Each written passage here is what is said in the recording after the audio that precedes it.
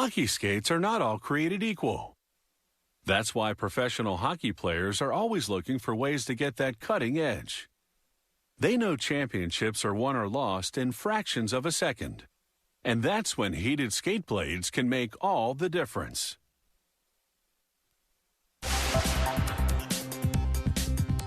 With a simple touch, heated skate blades are revolutionizing the game of hockey. They give much more control and speed on the ice. They do this using a smart board, the brain of these performance-enhancing blades.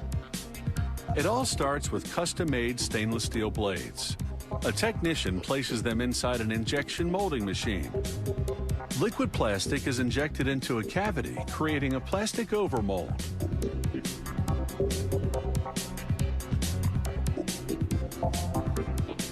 Once bonded with the overmold, the blades are ready to receive the electronic smart board. The smart board fits into the plastic overmold that runs along the top edge of the blade. After removing excess plastic from the mold, the technician places the prepared blades onto a mounting tray. He uses thermoconductive glue to ensure contact between the heating wire, the temperature-controlling smart board, and the blade overmold. After that, the technician inserts insulating material along the entire length of the overmold, so the heating wires make perfect contact with the steel. Once the smart board is secure, the technician places the blades into a low-density injection machine that encapsulates the smart board with impact and moisture-resistant resin. The smart board is now waterproof. Meanwhile, another high-pressure injection molding machine makes the blade holders that support the finished blades.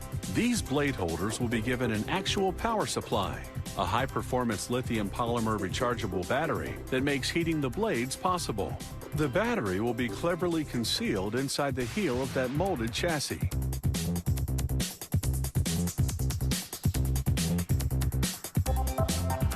To do this, a technician first attaches rivets into the heels of the blade holders, then mounts the blade holders onto an automatic rivet press.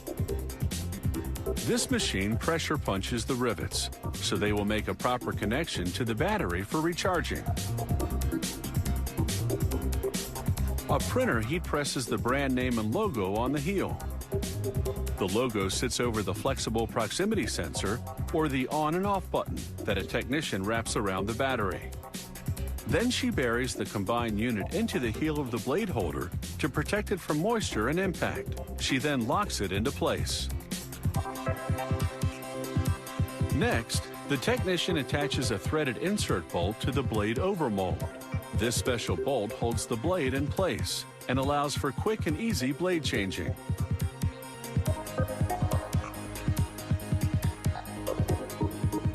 The technician then connects the blade to the blade holder and presses the blade firmly into the chassis. Then she locks all electronic and mechanical components into place.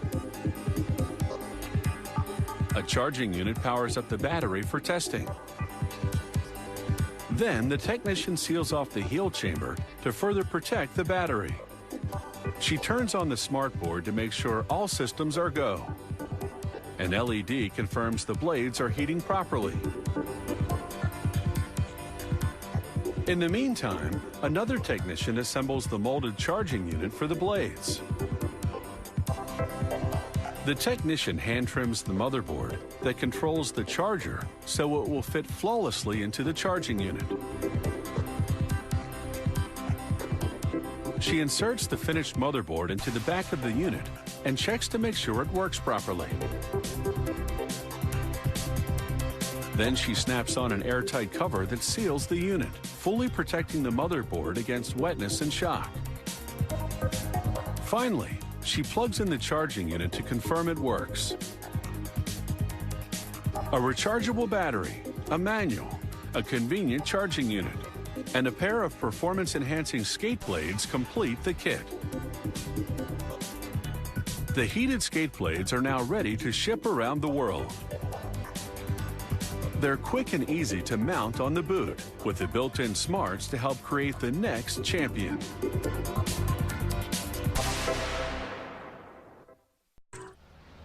In the world of aeronautics, the helicopter is the ideal go-anywhere machine. Unlike airplanes, choppers can move in almost any direction and take off and land straight up and down. Now that we've coptered your attention, let's see what goes into building these whirlybirds.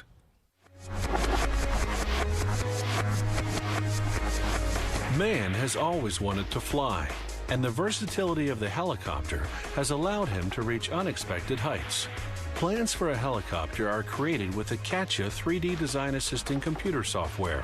It takes 700 hours of work between the drawing stage and the assembly of the pattern.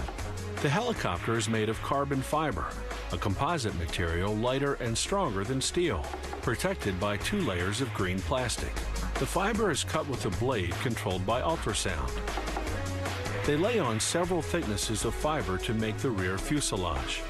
The green light of a laser helps position the parts. Then with a heat gun, they apply a beehive web which increases the solidity of the structure.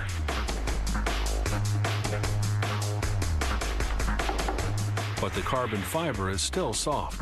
To harden, it must be baked under pressure for 10 hours in this autoclave oven at 350 degrees Fahrenheit. The pieces exit the oven and head for machining. The door of the motor housing is kept in a cutting jig and is shaped with a manual shaper. Before installing the parts, they strike the carbon fiber with a resonance hammer to detect any faults. The electrical harness is mounted on a pattern before being installed in the aircraft. This particular helicopter has 2,570 yards of wiring, but others can have almost 6 miles. The wiring will be connected to the flight instruments panel, the brain of the helicopter. This aircraft has 9,964 rivets fastened with a gun and a ram. They also apply a sealant to prevent corrosion creating humidity. They now assemble the helicopter's rear fuselage. Piece by piece, the aircraft takes shape. They will install mechanical components later.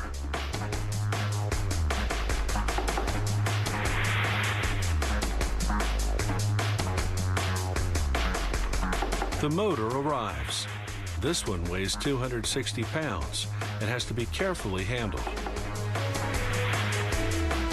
Among the other parts to be installed is the circular plate on which the blades will be attached. Safety is primary. The screw nut holes are perforated, allowing for the insertion of the brake cable. This tightly braided metal wire prevents the nut from loosening due to strong vibrations. Now they bolt on the 4 blades, which makes the helicopter fly. Weighing 90 pounds each, they're made of composite materials and an aluminum alloy.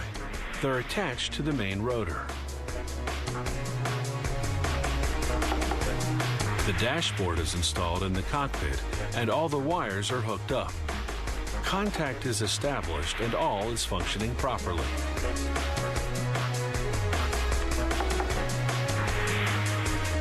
The last step, finishing the interior of the craft. They install seats, safety belts, the consoles, bulkheads, windows and doors, as well as the trimmings.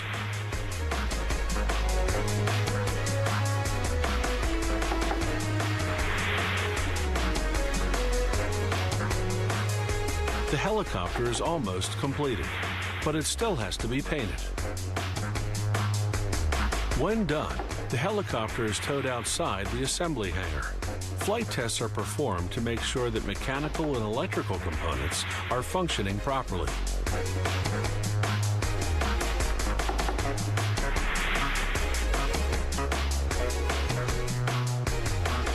It requires an average of 110 days to assemble the more than 3,000 parts of a helicopter like this one.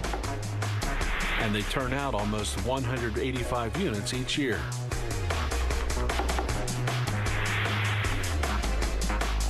These 3-ton engines are capable of reaching speeds of 140 knots and flying at a maximum altitude of 20,000 feet.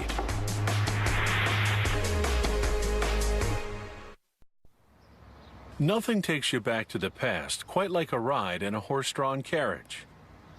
A timeless vehicle in both appearance and construction. Building one today still requires the expertise of several traditional craftspeople, from iron workers to wheelwrights. The Carriages turning mechanism is a fifth wheel that's positioned horizontally above the two front wheels. Workers weld the fifth wheel to the Carriage's steel frame, then weld the boarding steps to the frame. Until now, the frame has been positioned upside down. Now they turn it right side up to install the driver's seat. First, they measure carefully to ensure it's perfectly centered. Then they weld it in place. Once the frame is complete, it goes through an acid wash to remove any residue. Then they buff the welded joints to smooth out their surface. The carriage has drum brakes. Workers install them onto the axle, then assemble the steel springs that make up the suspension, and bolt them onto the axle as well. Next, they connect the brake line. Then they install the whole assembly under the carriage's frame. Like in the olden days, they make the wheels out of wood. Metal isn't flexible enough to withstand bumps in the road. They use ash because it's a very hard wood that doesn't rot easily. Workers position 16 spokes around a steel hub. They clamp the spokes in place, compressing them against the hub. Then they secure them with nuts and bolts.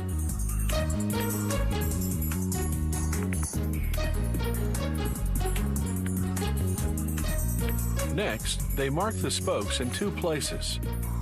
The first line shows how long to cut each spoke. The second line how far to dowel the end.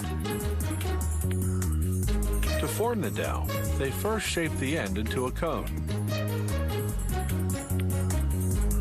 Then the cone into a dowel. Those doweled spokes will fit into corresponding holes they now drill into two semicircular strips of wood. The strips form what's called the felloe, the round part of the wheel.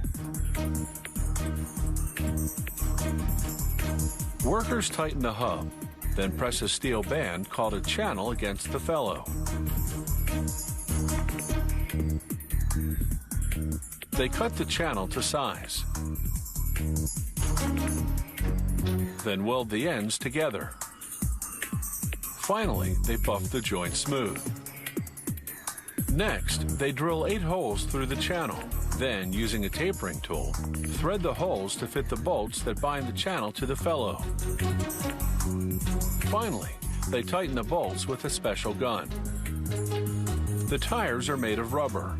They contain 2 steel wires to hold them in place over the wheel. Workers grease the channel of the now painted wheel so that the tire will slip on easily. Then they mount the wheel on the automated tire installation machine, which pulls on the wires, installing the tire tightly over the wheel.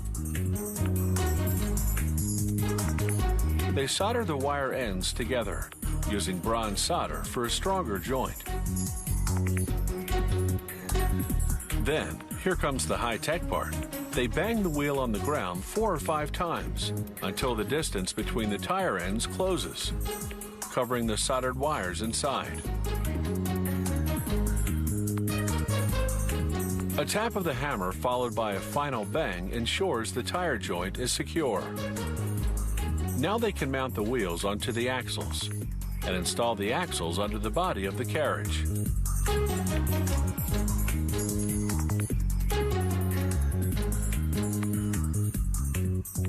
After testing the fifth wheel and the brakes, it's time to apply the finishing artistic touches.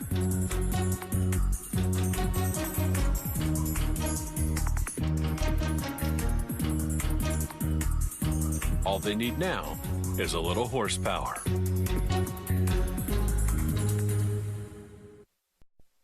A hot rod is a normal car that's been radically modified to look snazzier and drive faster. Some amateur mechanics tinker away at building one in their garage, while other car buffs custom order one from a specialty auto shop. Either way, hot rod lovers are driven by their passion for these mean machines.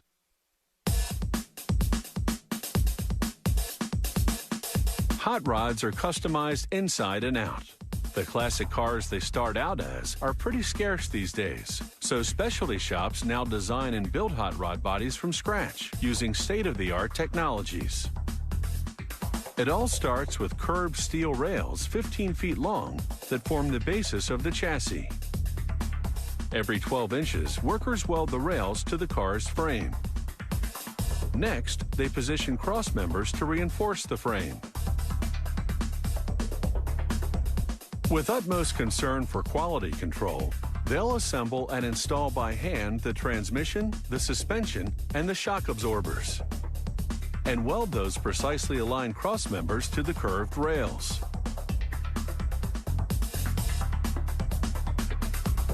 Elsewhere, someone polishes the stainless steel wings which have been laser cut.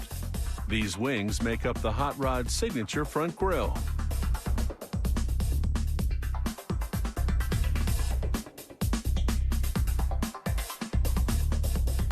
Mounting the disc brakes onto such a high-end machine takes specialists. First, they screw the spindles to the suspension arm. Then, grease the ball bearing mechanism.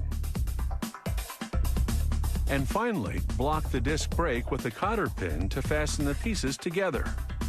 The brake system has 4 calipers, 1 per wheel. Each one holds 2 brackets called the brake shoes. They close down on the brake disc to slow down and stop the wheel's rotation.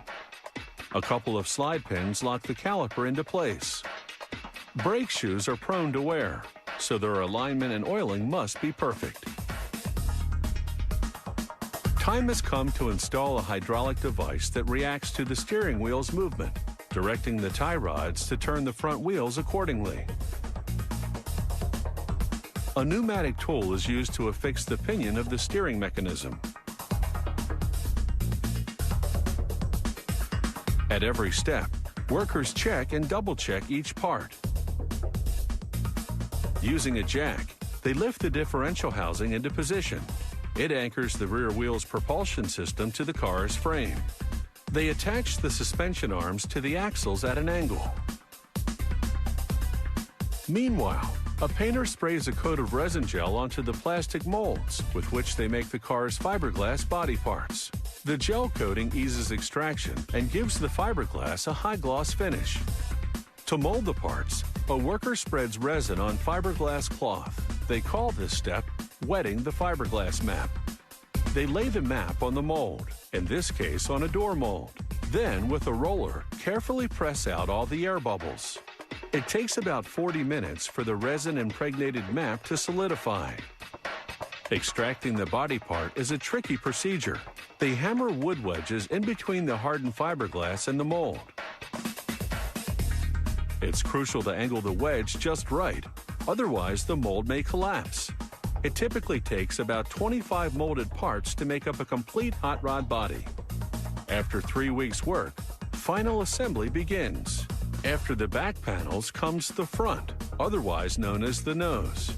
Next come the fenders, then the stylish running board. And no hot rod is complete without its signature grille. The windshield frame helps support the roof, or Carson top in hot rod lingo. The front hood completes this 37 Ford-inspired body. It ships out without a paint job. That's because customization is everything in the hot rod biz. The buyer decides how to finish the car by choosing, for example, this retro dashboard designed to blend spectacularly with the rest of the car. Even car junkies can be forgiven for struggling to keep up to speed with the ever-growing customization options out there. From the engine, to the rims, to the seats, to the chrome. When it comes to customizing your hot rod, you're in the driver's seat.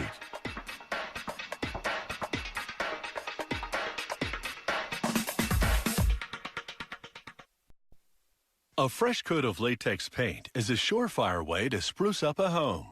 Latex is a term for acrylic or vinyl resins.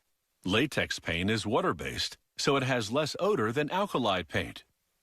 It also cleans up without any harsh solvents. All you need is soap and water.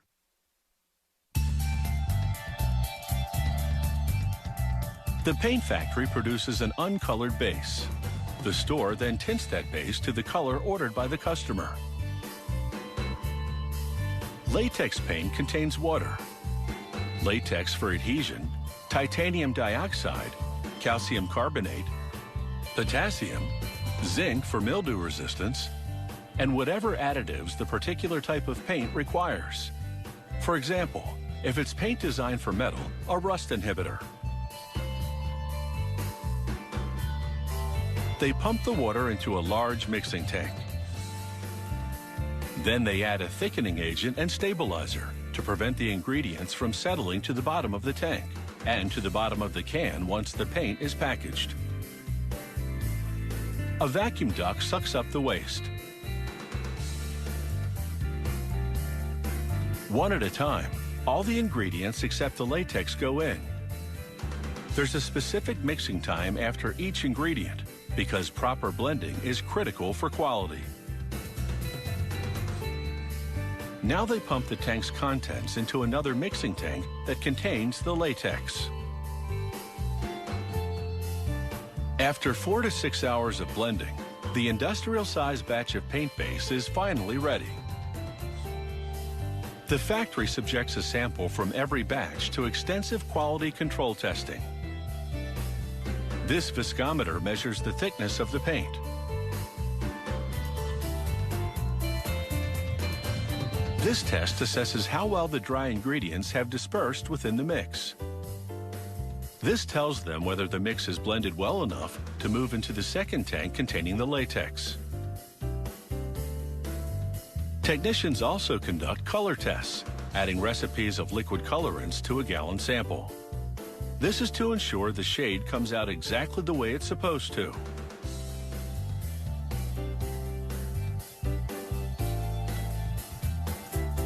To check if the paint covers well, they brush it onto test paper. The stripes provide a contrast so that any defects in the paint, such as foam or grit, will show. This test evaluates tint strength.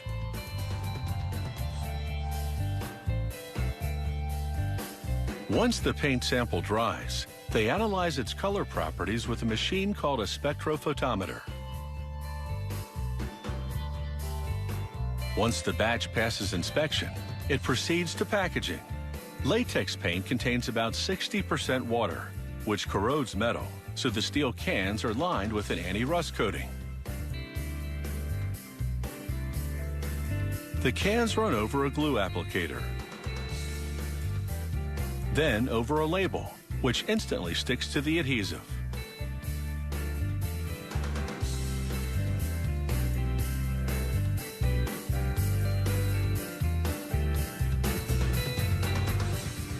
The next stop is a filling machine. Each can sits on a scale that's positioned under a dispensing nozzle. Once the scale detects the correct net weight, it triggers the nozzle to stop.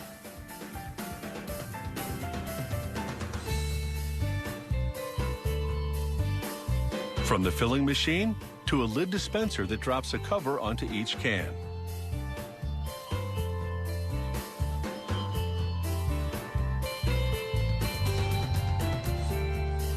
Then it's onto what's called a lid press. As each can passes underneath, a row of cylinders gradually presses in the lid.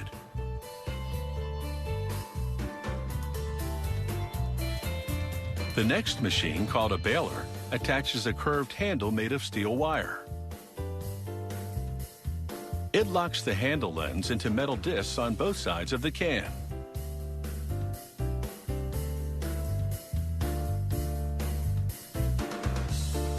The factory varies its formulations to produce paint in lusters ranging from flat to high gloss, and for interior and exterior use, making sure it's got every possible application covered.